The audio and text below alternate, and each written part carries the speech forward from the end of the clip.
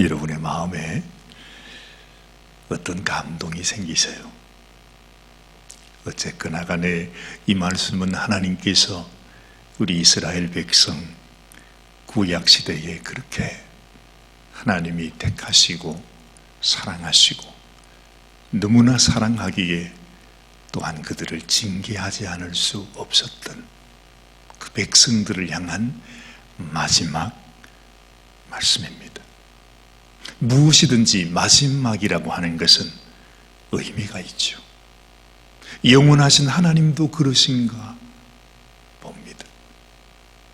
이 마지막 성경을 하나님께서 이 백성들에게 주시면서 뭔가 하나님은 마음이 다르시겠죠.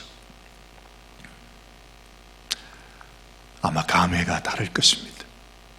그 백성들을 향하여 이 백성들에게 내가 무슨 말을 해줘야 할 것인가? 우리가 감히 상상할 수 없는 하나님의 깊은 연민과 하나님의 어떤 노함과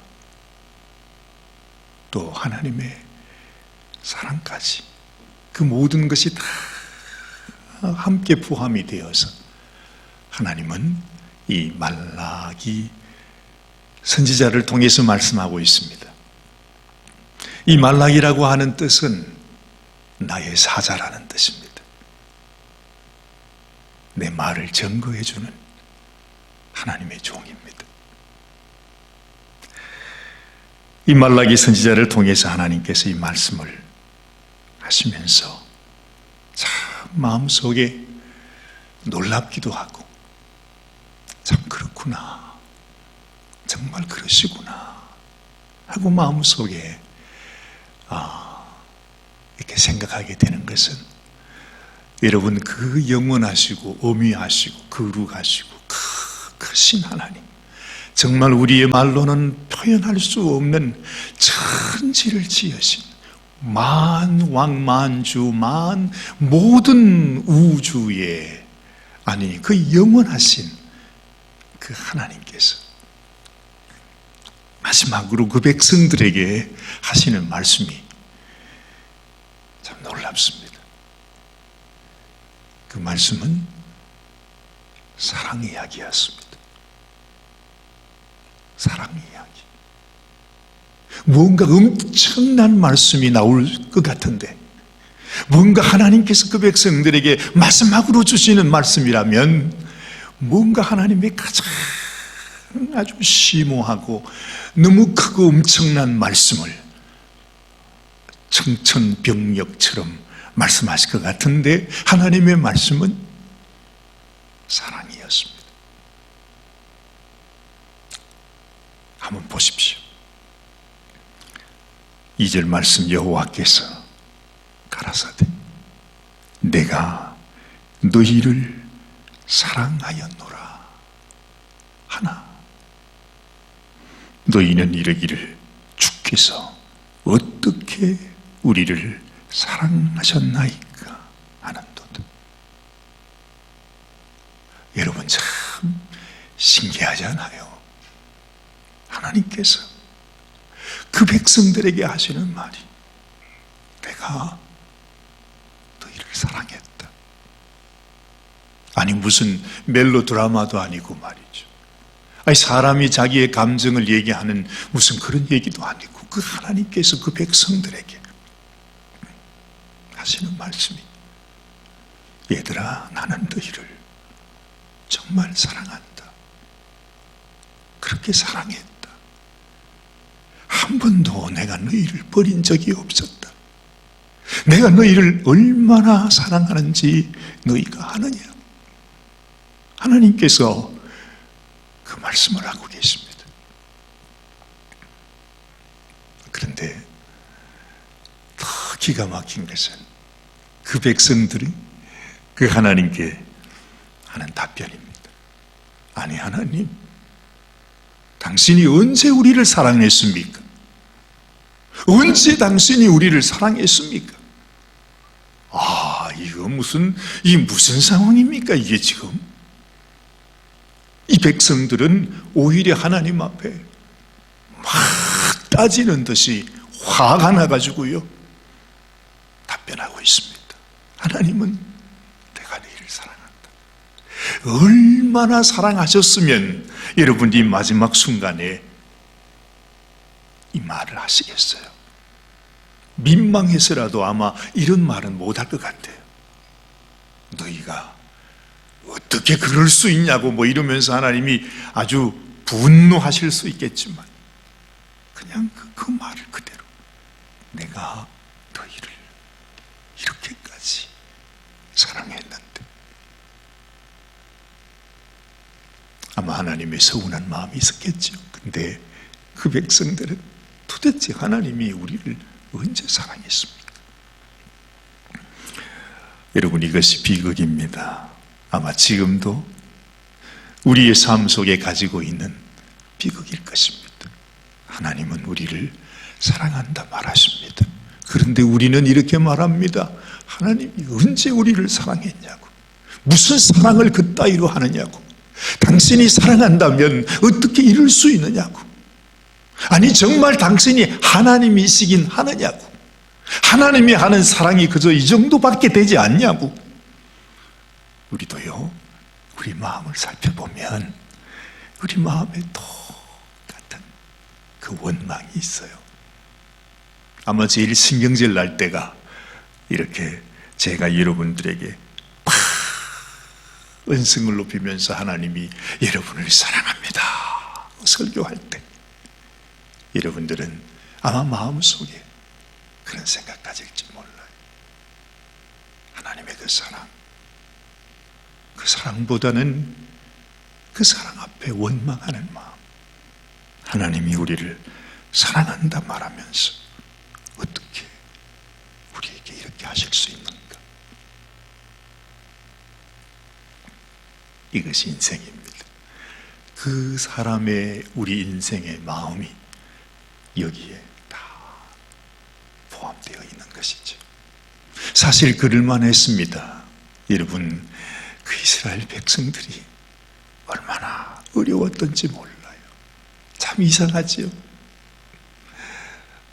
우리가 지난 주일에 생각했던 것처럼 인생은 고해라, 고난의 바다라. 너무 힘들어요.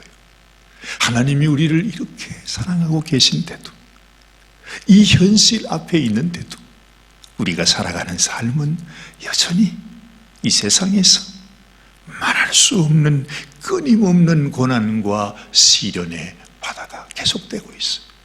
우리는 단 한순간도 쉼없이 그 바다 속에서 노를 저어가면서 힘겹게 우리는 살아가고 있다 이 말이죠. 그래서 예수님의 그 제자들도 그 풍랑 가운데서 그 배를 그렇게 힘겹게 저어가면서 이제 죽을 것 같은 상황 속에서 예수님께 말하잖아요. 따지잖아요. 어찌 선생님, 주님, 어찌 우리를 죽게 놔두고 계십니까? 왜 구원하지 않습니까? 그러면 예수님께서 주무시다가 일어나셔서 아이고 내가 미안하다, 아이고 내가 깜빡 잠이 들었었구나 뭐 이러면서 말씀을 하시면 좋으실 텐데 오히려 그 제자들을 꾸짖으시면서, 그게 말이 됩니까 여러분? 제자들은 지금 막 죽을 것 같이 풍랑 속에서 당장에 정말 죽을 것 같은 상황에서 예수님을 깨웠는데 세상에 그 와중에도 주무시다가 일어나가지고서 눈을 부부시면서 이놈들 막 이러시면서 오히려 화를 내시면서 말이죠. 참 생각해보면 참 재미있어요. 잘 생각해야 할 것은 지금도 똑같습니다. 이스라엘 백성들은 하나님의 말씀대로 이제는 성전도 지었습니다. 그러면서 하나님 앞에 하나님의 말씀대로 섬기기를 원했습니다. 그런데 그 천신만고 끝에 하나님의 주신 말씀, 우리 학개와 스가랴 선지자의 그 엄청난 말씀을 받으면서 성전을 지어놨는데 현실은 변한 것이 아무것도 없는 것입니다. 여전히 그냥 온갖 재난과 재앙과 핍박과 그 어려움들이 자기 삶 속에 그냥 있는 거예요. 그러니 이스라엘 백성들이 얼마나 마음이 낙심이 됐겠어요. 성전만 짓고 나면 하나님께서 이 모든 문제를 해결하시고 우리는 하나님이 주시는 축복 가운데 기적을 체험하면서 하나님의 영광 가운데 그렇게 살 것이라고 믿었는데 성전을 짓고 수십 년이 지나갔어요. 그런데 삶은 점점 더 어렵기만 해요. 그러니 이 백성들의 마음이 어떻겠어요? 에이, 성전을 지어도 소용없구나. 하나님을 섬겨도 소용없구나. 아무리 예배드리고 뭐 한다고 해도 이것이 우리 인생을 바꿔주지는 않는구나. 그냥 이렇게 하나님 믿다가 가는 것이지. 그렇게 우리가 지금까지 살아왔지 않나? 우리 조상들의 살아온 역사도 다 그것 아닌가? 이런 마음들, 인간적으로 보면 너무나 지극히 당연한 마음이에요. 사실은 염려하고 근심하고 낙심하고 절망하고 하나님 앞에 원망하고 그렇게 살아가게 됐다는 것입니다. 그래서 예배를 드리는데, 제사를 드리는데도 마음이 없어요. 그냥 형식으로 하나님께 아무거나 그냥 뭐 버릴 거 있으면 아이고 이거 가지고 제사 드리면 되겠다. 뭐 병든 거 있으면 말이죠, 어린 양들 중에서 이거 가지고 제물로 드리면 되겠다. 그것이 조금도 이상하지 않는 거예요. 누가 와서 어떻게 이럴 수 있느냐고 말하는 사람도 없어요. 다 그저 그런 것으로 알고 있는 거죠. 우리가 지금 이 시대에 하나님께 예배하는 우리 성도들, 교회들도 어찌 보면 그런 모습인지 몰라요. 우리 눈으로 볼 때는 다 그냥 그럴듯하게 보여요. 그러나 하나님이 보실 때는 도무지 용납할 수 없는 그 모습이죠. 우리 예배의 모습이 말이죠. 이와 똑같은 모습이 그 당시 이 백성들, 이스라엘 백성들의 모습이었습니다. 그래서 하나님께서 이 말라기 선지자를 통해서 말씀하신 것입니다. 내가 너희를 사랑하였노라. 하나 너희는 이르기를 주께서 어떻게 우리를 사랑하셨나이까. 하나님이 기가 막히는 거죠. 할 말이 없습니다. 그래서 하나님이 이렇게 말씀하십니다. 나 여호와가 말하노라. 에서는 야곱의 형이 아니냐. 그러나 내가 야곱을 사랑하였고 에서는 미워했다. 말씀하십니다. 이것이 무슨 말씀이겠습니까? 여러분, 에서는 야곱의 형입니다. 당연히 에서가 축복을 받아야 합니다. 당연히 장자의 명분은 에서에게 있습니다. 당연히 하나님의 사랑을 에서가 받아야 돼요. 그 복을 에서가 받아야 돼요.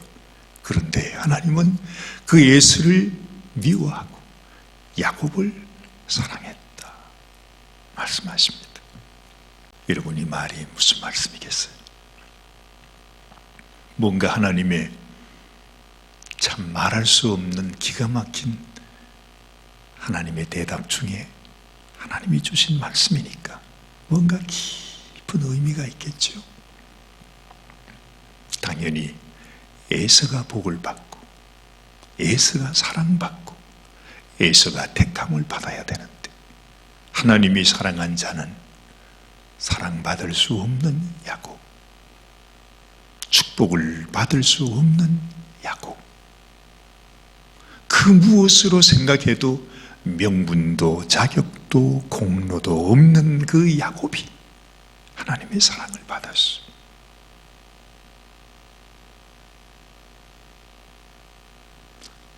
우리의 마음 깊이 생각해야 합니다.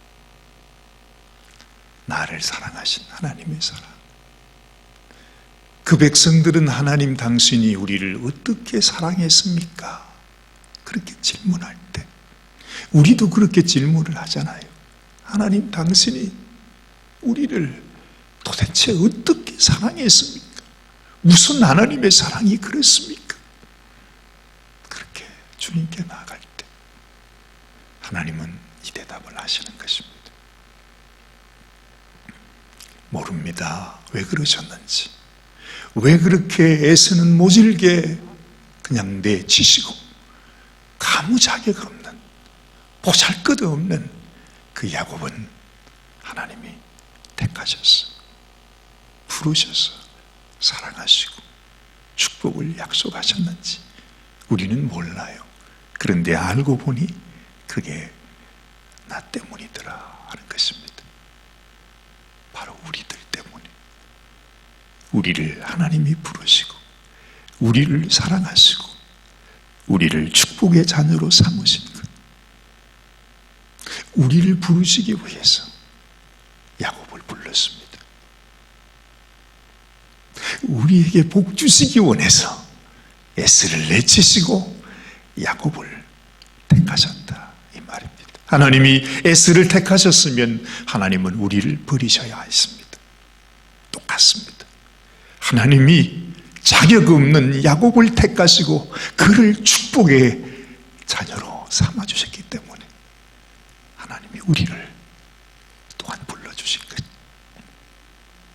하나님이 우리를 사랑하신 것이라는 겁니다.